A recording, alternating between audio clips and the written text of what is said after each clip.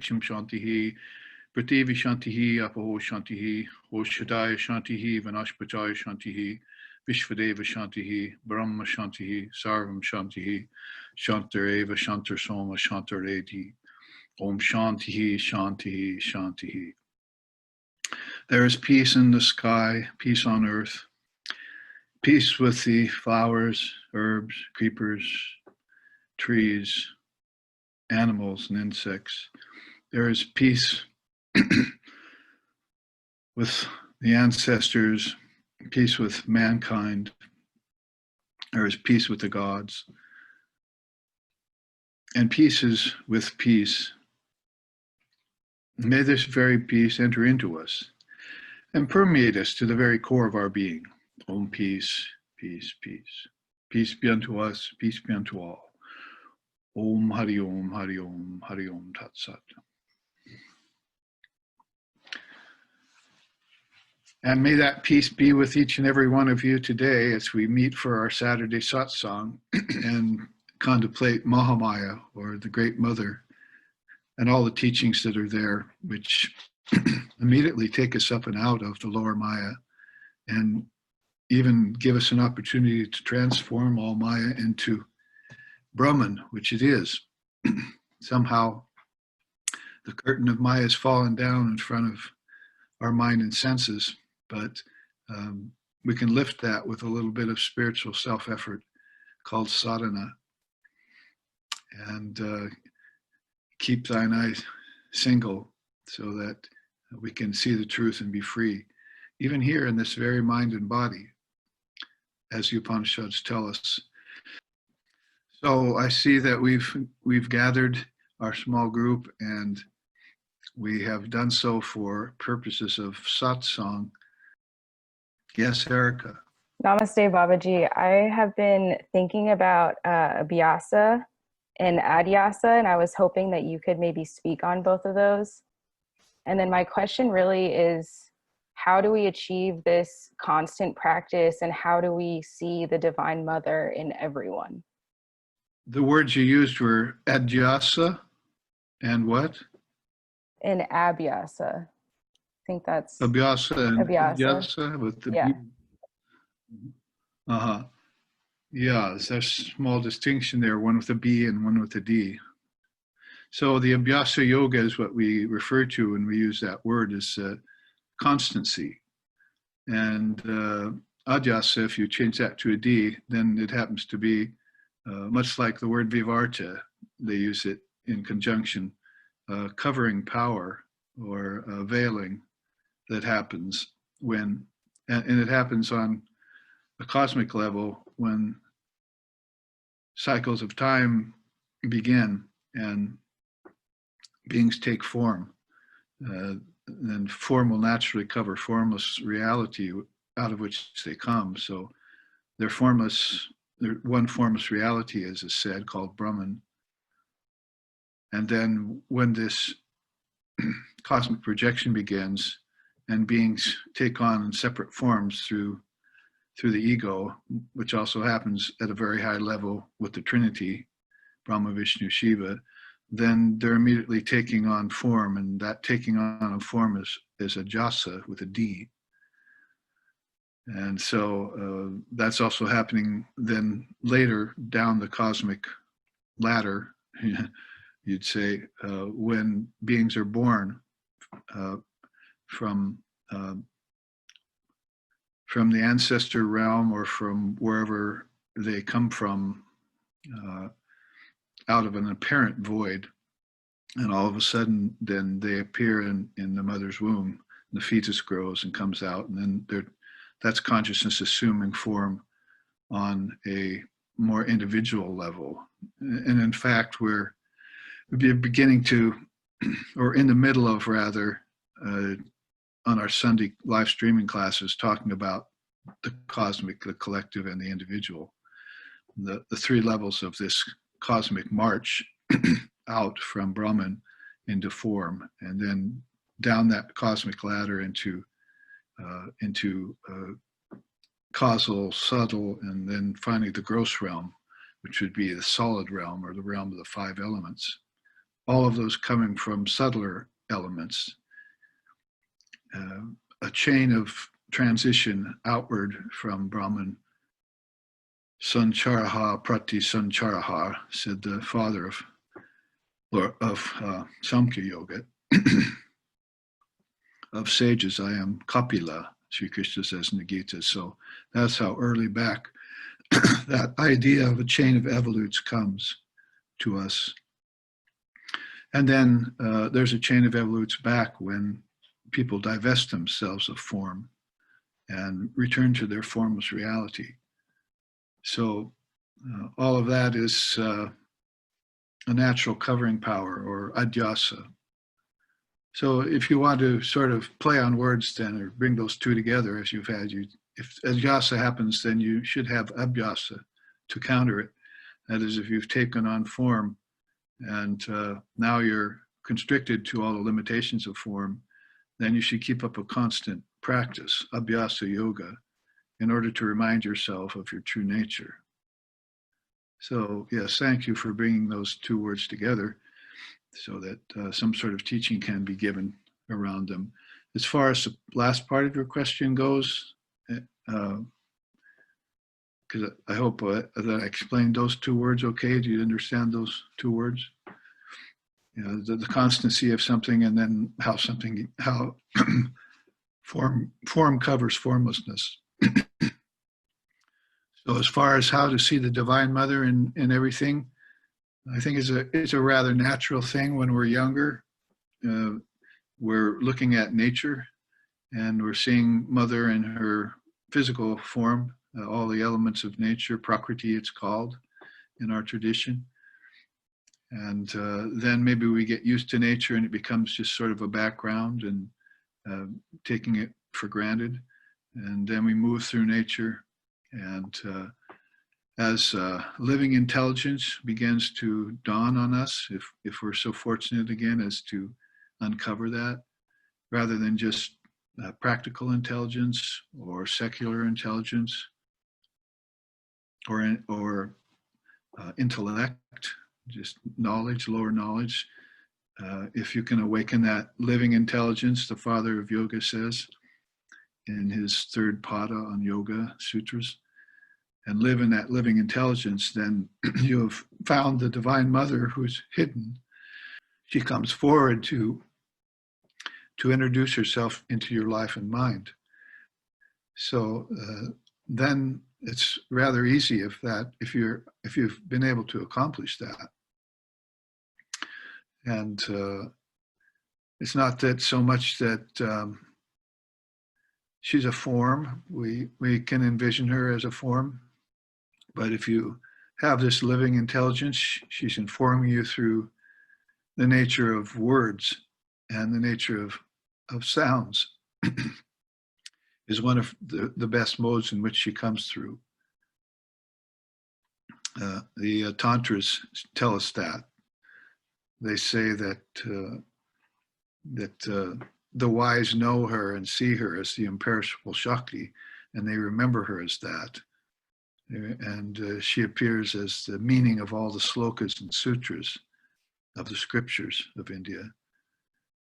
And without her, all the tattvas, that's like 5 elements that you saw when you were born, and the 5 senses that you saw, that you experienced the 5 elements with, and the ego and the mind and so forth. All of those are called tattvas. So without her, all the tattvas would be as empty as clouds with no rain. And then goes on to say that she's the secret of all the mantras, and that her very being is the essence of non-duality.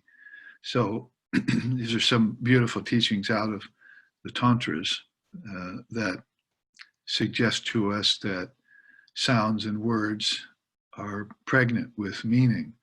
And of course, we're using them in an everyday, quotidian kind of way in most cases, like with practical knowledge and secular knowledge and educational level and so forth. So just by running these words from mind two lips and out into the atmosphere, we kind of lose this preciousness of words, and words reach a kind of lower level, and a very gross level sometimes, or very, empty words.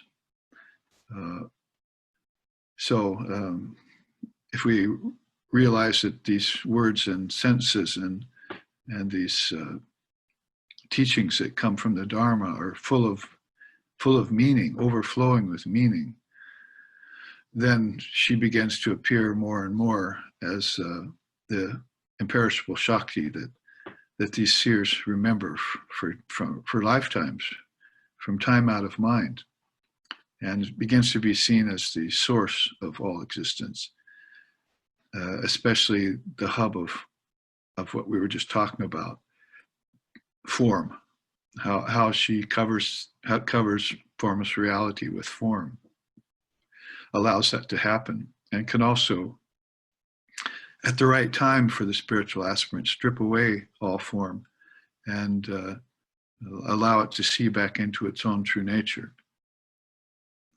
From the Agya Chakra, they say, if you want to use the Kundalini system to explain it, because she's, of course, very powerful in the Kundalini system. Sri Ramakrishna said that without the awakening of Kundalini, no spiritual progress can really be made. So the sincere spiritual aspirant, whether they know it or not, is coming upon her when they contemplate the meaning of powerful words like mantras and the Mahavakyas and Upanishads, and the words of the seers like Krishna, Vivekananda, and others. So that's a way of seeing, as it were, kind of seeing with a single eye, or maybe even seeing with the inner ear. It's not something that you. It's like Jesus saying to John, "No man has seen God with these eyes." So it's not like you can, other than in your mind with your envisioning power, see her form. But pretty soon you see her in all forms. So that's given only to those people, of course, who are supremely dedicated to her and who focus and concentrate upon her as living intelligence. So there are references from both the Tantras and from yoga about her.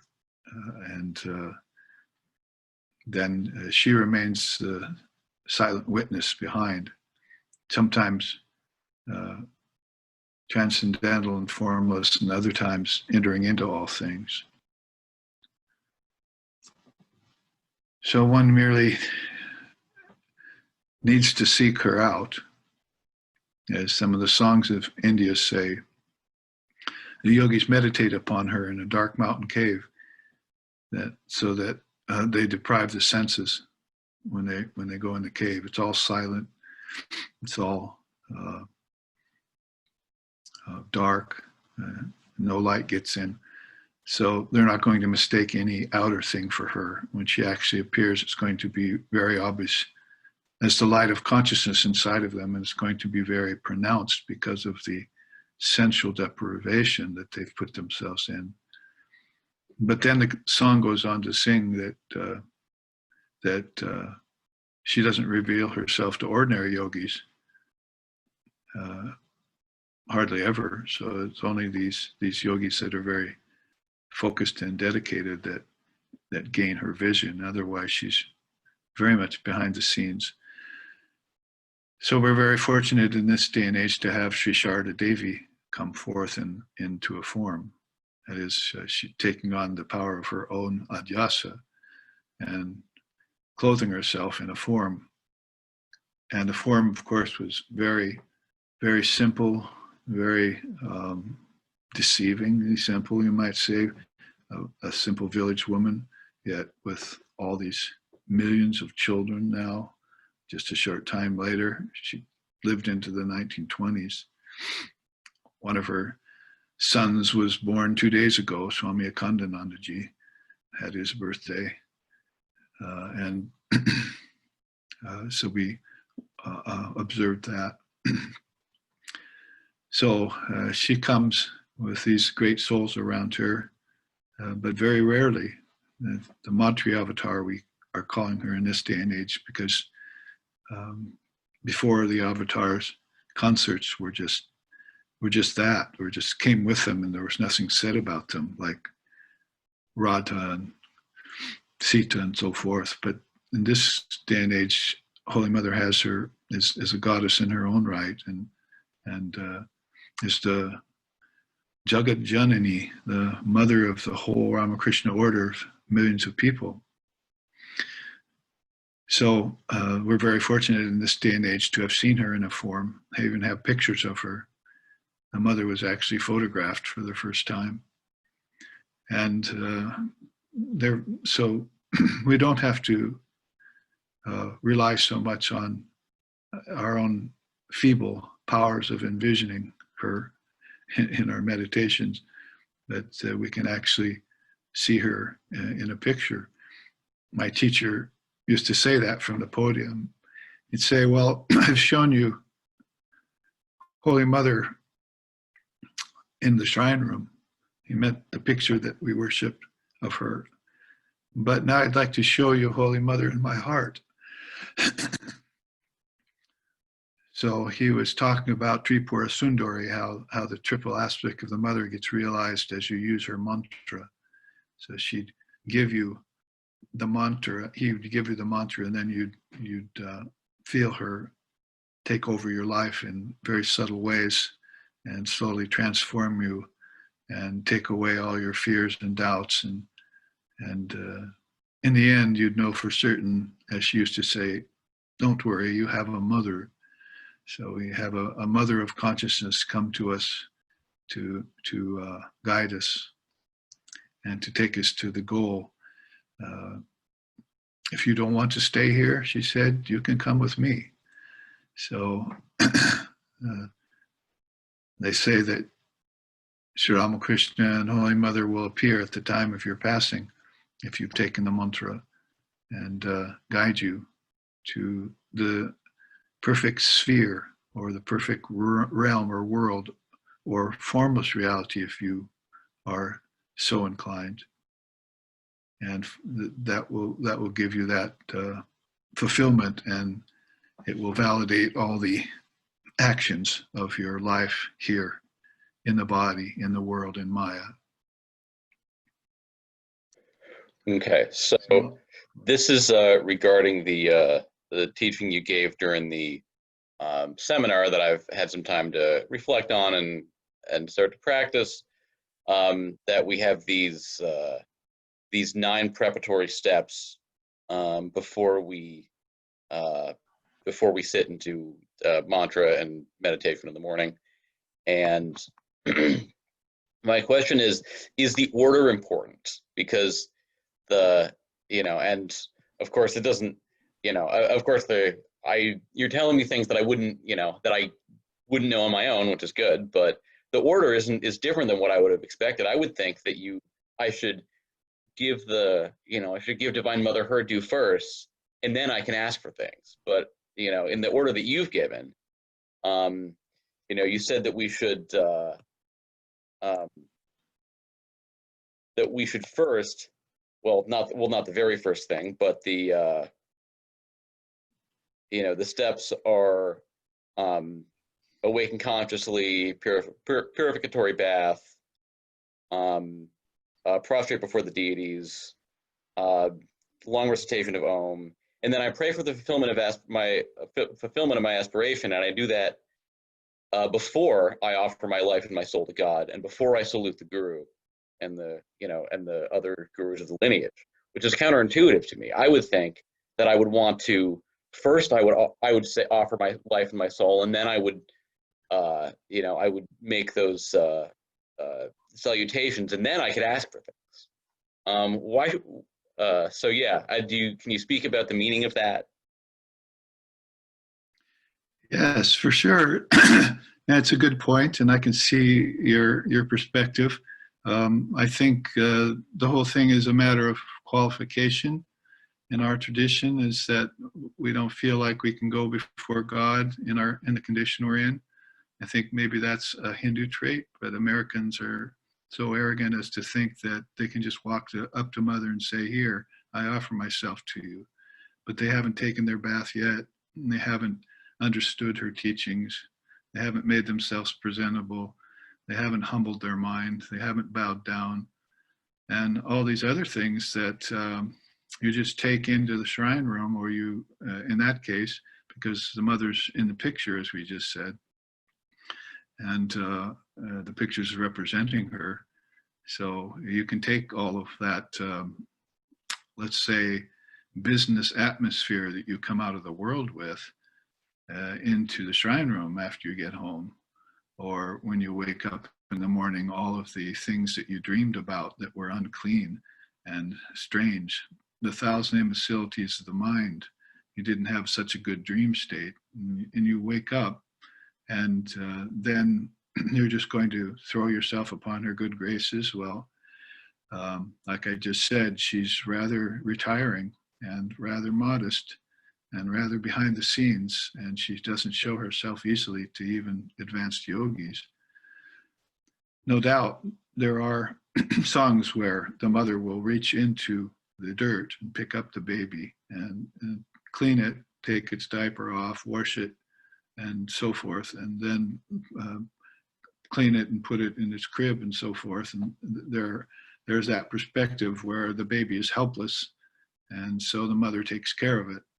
But in spiritual life, when you're an adult and you are taking on such noble and high things as meditation on the Atman and study of the great words of the seers in the scriptures and so forth, then probably you're advanced enough to keep up a higher standard with her day to day, so that she can bestow upon you things that are in keeping with the level of your awareness.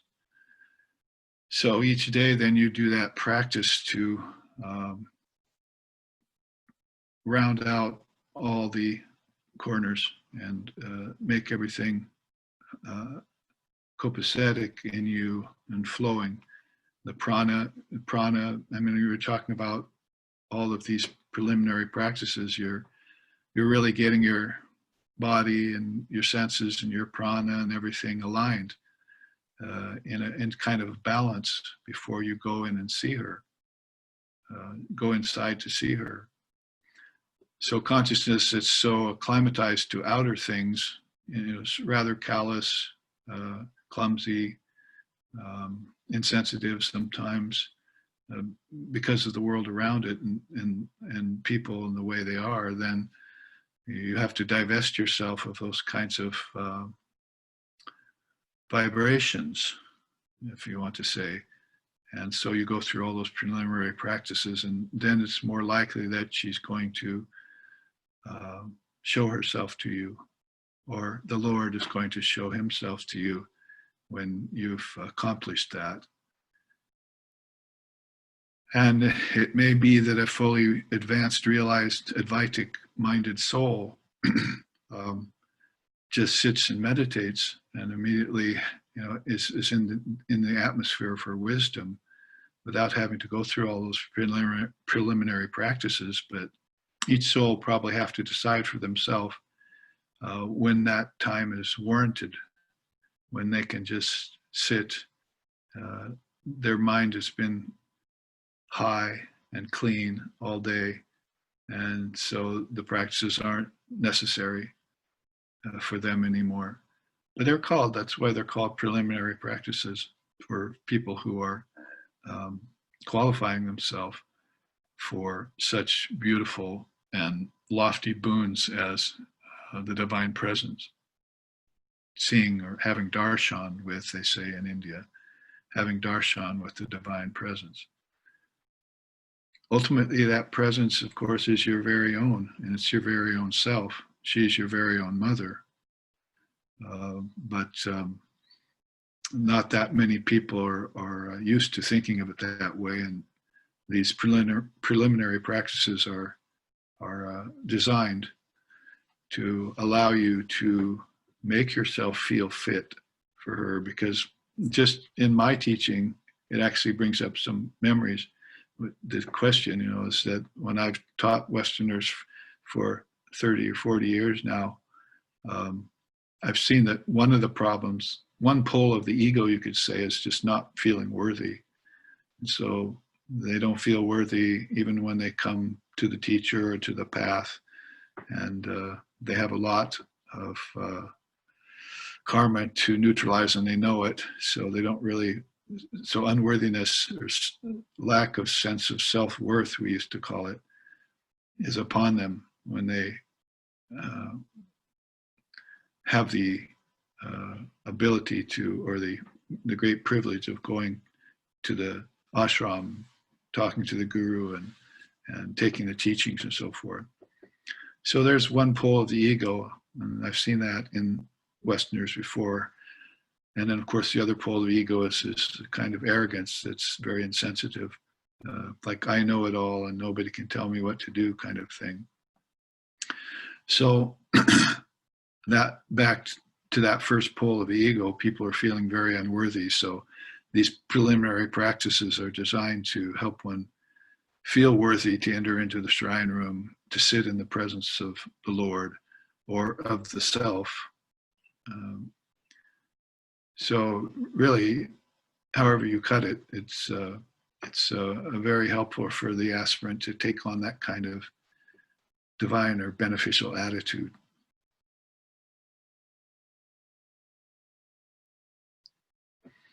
So just think about it as a child that, was outside and got all dirty and ran around and was wet and snotty-nosed and has all sorts of problems. See, and dirt and everything comes in the house, and so has to go in and see the mother. See, not really very presentable. So in spiritual terms, we're all children like that. We're all her children. So we try and make ourselves presentable to her before we ask for such boons as, can you fulfill my life? There was one story, Holy Mother, one woman came to her and she was all dressed up and covered with perfume and so forth and makeup. So then that person went away, and Holy Mother turned to one of her attendants and said, imagine going into the shrine like that, to going to see God all vain like that, and smelling of perfumes and so forth. So that's ego trappings are there, and occult powers, are all around that person, and they're hardly worthy of even being able to go in the shrine room. I remember my teacher wouldn't let us in the shrine room unless we were initiated. Very, very seldom would you go into his ashram and you could go back into the inner sanctum and go into the shrine room and sit. You'd have to see him outside first and take some classes and so forth, and then eventually he would let you go into the shrine room. So there's a certain etiquette that you follow. That's a mild word for it, but it's a certain etiquette that you follow as you're actually approaching divine reality. And maybe depending on your culture, you're used to just getting everything immediately you want it, in the way you want it, how you want it, at the time that you want it. And spirituality just doesn't work like that. Divine vision doesn't work like that. It's a matter of patience and perseverance and of course, qualification. Even on a personal level, then you have humility as a divine quality. Om Lajya Patavrittinicham Sharda Gyana Daike Papebhyo Sadaraksha Kripamai Namostute. So she's the mother in modest veil. And that modesty is, and humility is a divine quality that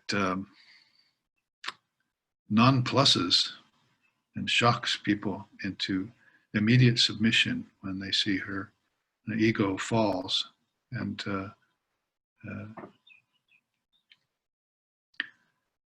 one lays prostrate at the feet of divinity.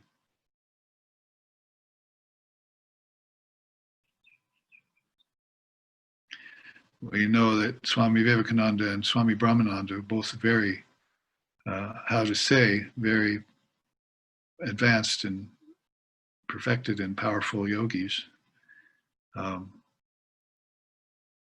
Had trepidation whenever they went in front of Holy Mother. She would be veiled. And when they went to see her and then came out, they'd be teetering on their feet, as if they'd just seen something very powerful. Sort of like they'd gone in and gotten inebriated and drank a fifth of whiskey or something and then came out and were tottering around, you know. So it was a spiritual inebriation that they had been drinking from her feet. Enjoy the peace of Mother's lotus feet, then in charm of delusion shalt thou cease to be, he wrote later. So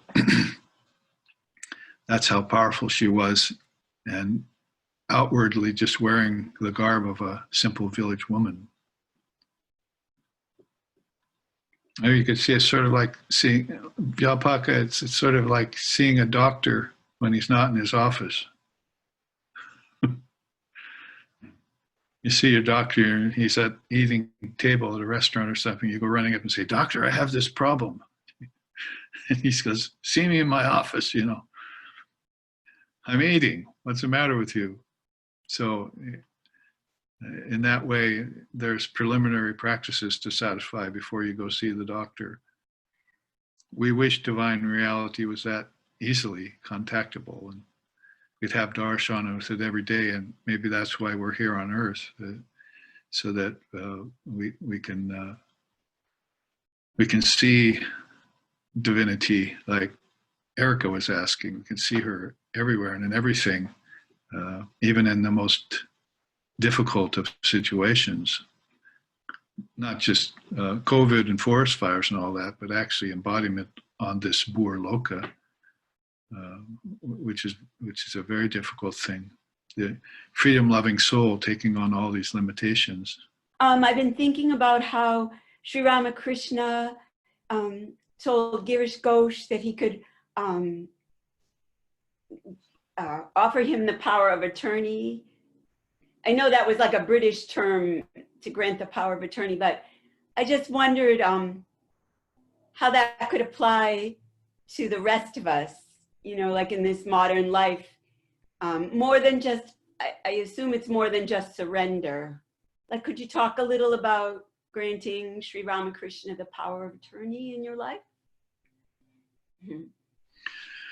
Very much in keeping with what we were just talking about. Vyapaka's a good question. It says that it's so much easier for the teacher, the spiritual preceptor, to help you with your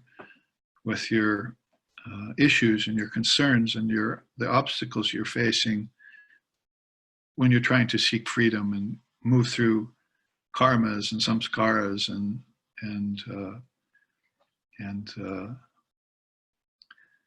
the 6 passions, the 8 fetters, and 9 antaryayas, and all that. There's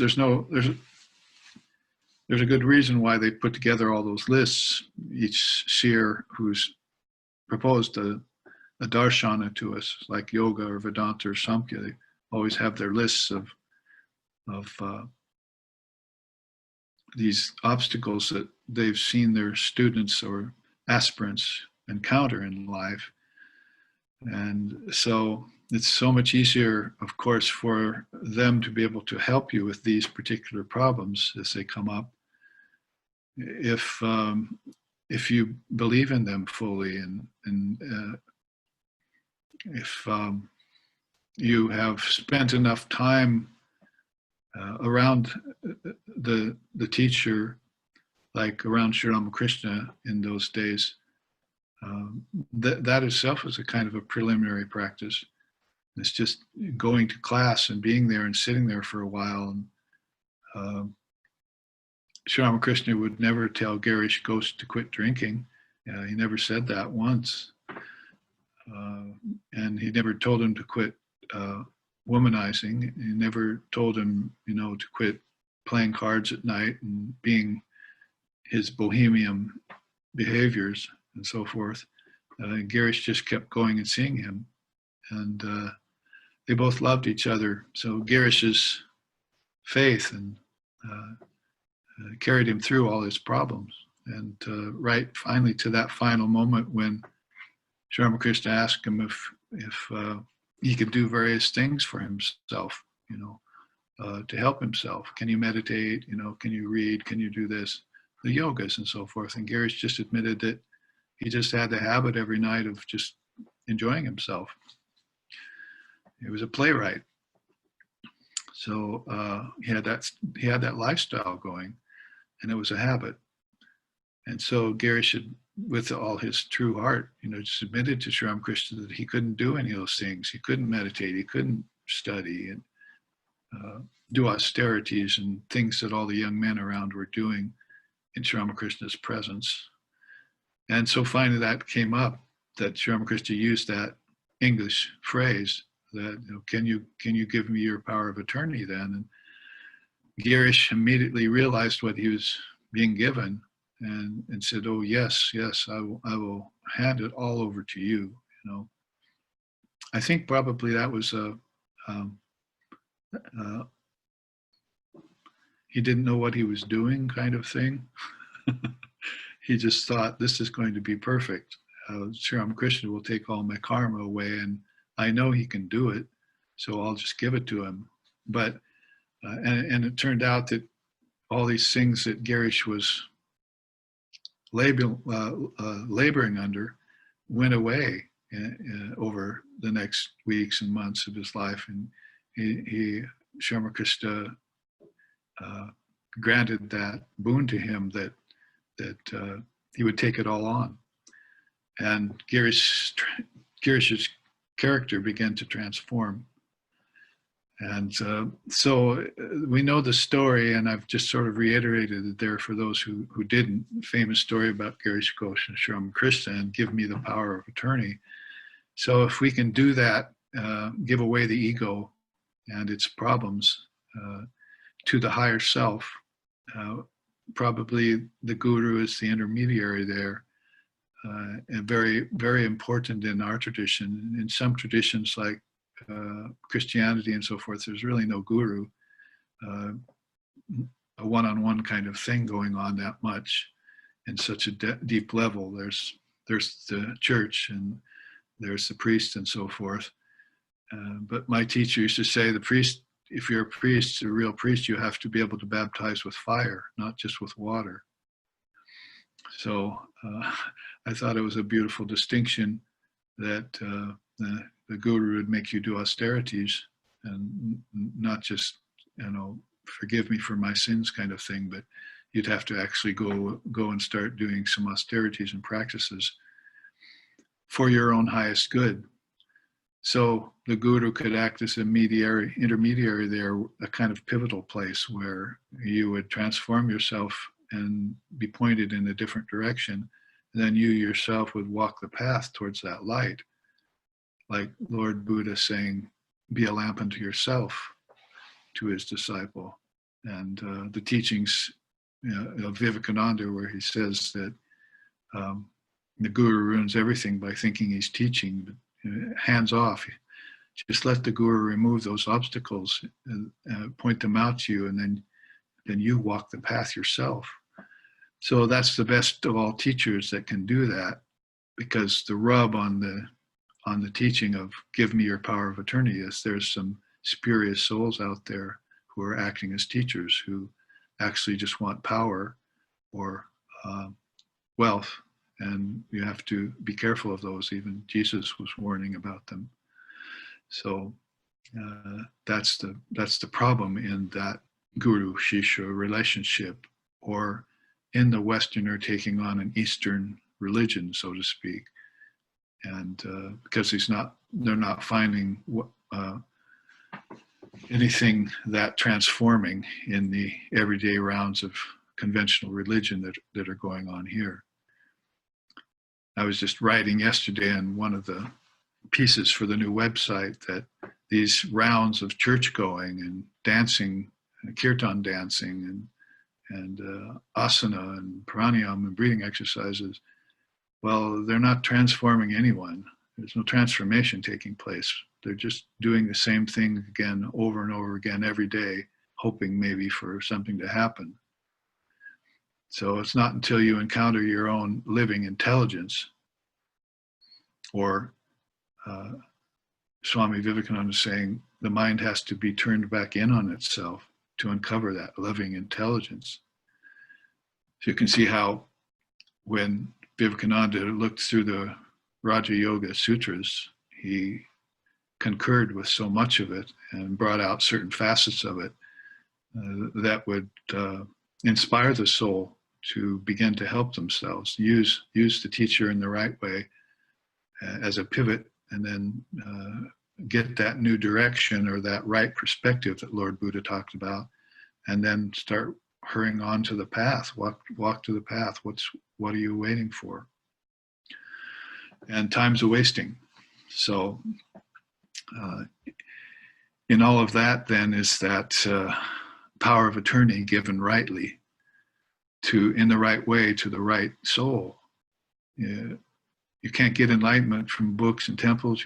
You can only get it from another soul. So that's what Swamiji said about the guru, but at the same time he's saying that the guru can't give it to you. So it's rather contradictory. It means that you clear your mind about that. You take a teacher like you're supposed to. You hear the message and get on the right path, and then through that teaching and through that path, you find your way to the goal and out of Maya and out of darkness and away with ignorance and apart from suffering. And then you join the ranks of the enlightened souls. You're just one of them, and live a life that's beneficial to yourself and to all others until your prarabdha karma passes and you leave the body.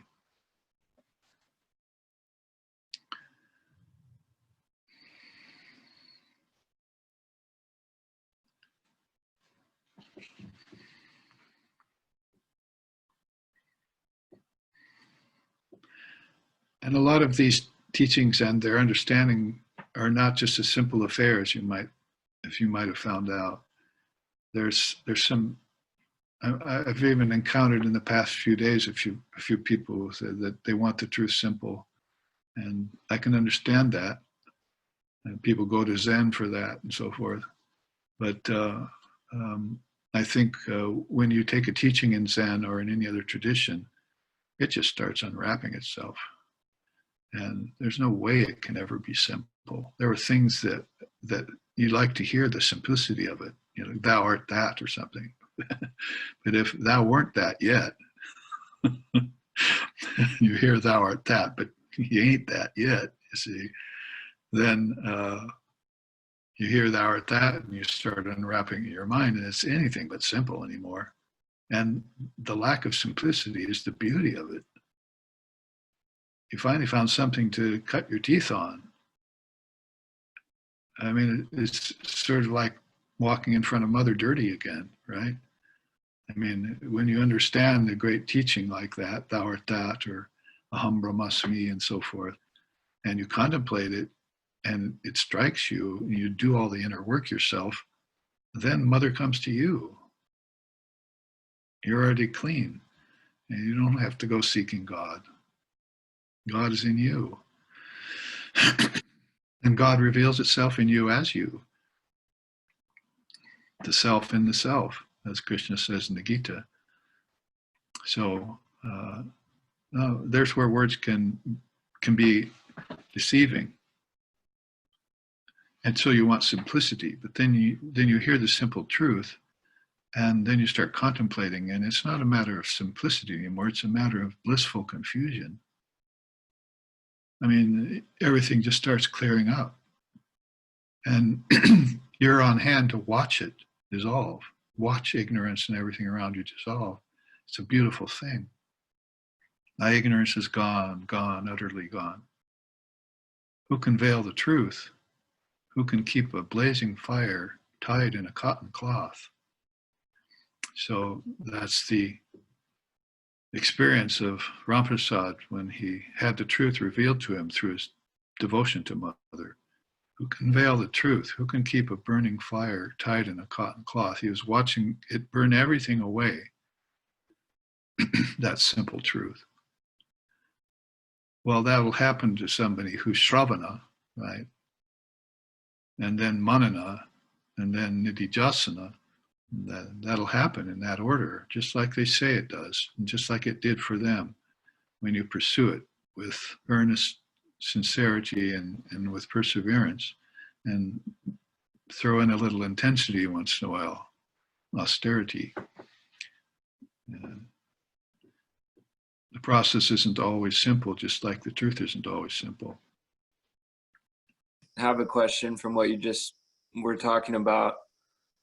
I recently came across the phrase arouse the mind without it abiding anywhere. Arouse the mind without it abiding anywhere. Could you speak to this state or this method, or what would you say about that? It sort of sounds like what our founder called the open space beyond religion.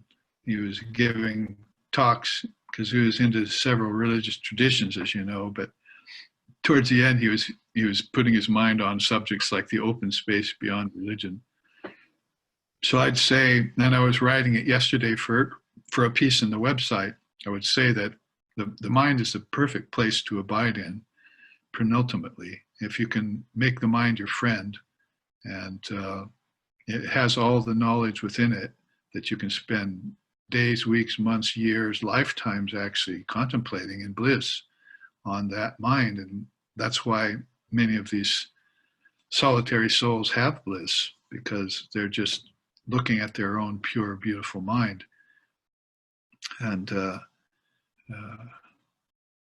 we're living in the radiance of our own mind, as our founder used to say, when he even wrote a song about that in Hawaiian when he was here. He saw the sailboarders out in the ocean, and he wrote this little piece on the ukulele, Sailboard Maui, he called it. And it was all about surfing the surfboard in the radiance of the mind. He saw these surfers out in the beautiful Hawaiian waters and wrote this song about how we're all just living in the radiance of the mind and surfing there, swimming in the ocean of bliss. So that's the perfect place to be. And so maybe if you put your phrase in tandem with that, it would be that the mind is limitless and boundaryless. The mind is the self. And of course, that's going to find corroboration in Vedanta, in Zen Buddhism, and in Madhyamaka Buddhism too, and in Tibetan Buddhism too. It's the actual mind that you're coming upon when you come upon Buddha nature. It's the original mind. It's Buddha mind, or call it no mind if you have more of a penchant for its boundaryless nature, that you just want to contemplate it on end, without end. So it's sort of like looking at from a cliff over a vast ocean and a beautiful sunset. It's just, there's no end to the depths and distance which you can penetrate, and there's nothing in the way of that view.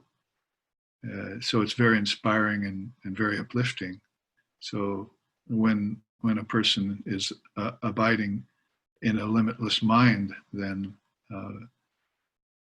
they've broken the boundaries of knowledge and ignorance and gone beyond all dualities, and probably even, although they can move back and forth, up and down as it were, these levels of tattvas. They've gone beyond Dharma and teachings too, and they just, as one song in India says, just like to watch mother swing. Look at her swing, just like to watch mother swing. So it's just, they're looking at their own consciousness within them, and it's there's no way that you would become disinterested or bored with such an inner vision. It just has endless allurement to you and endless things to offer you. So just bliss and beyond satisfaction and fulfillment and so forth. It's just showering bliss on everything. So that's what it would make me think of.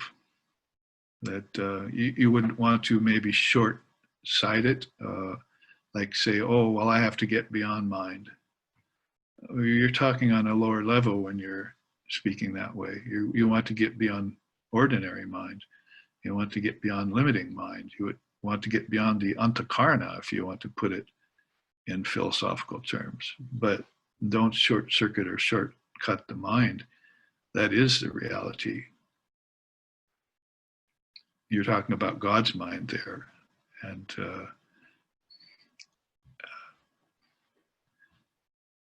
so you want to give it all the due possible. Like Holy Mother saying, at this stage of the game, she meant human embodiment. At this stage of the game, you want to use the mind to get to Brahman. So you can't neglect it. You can't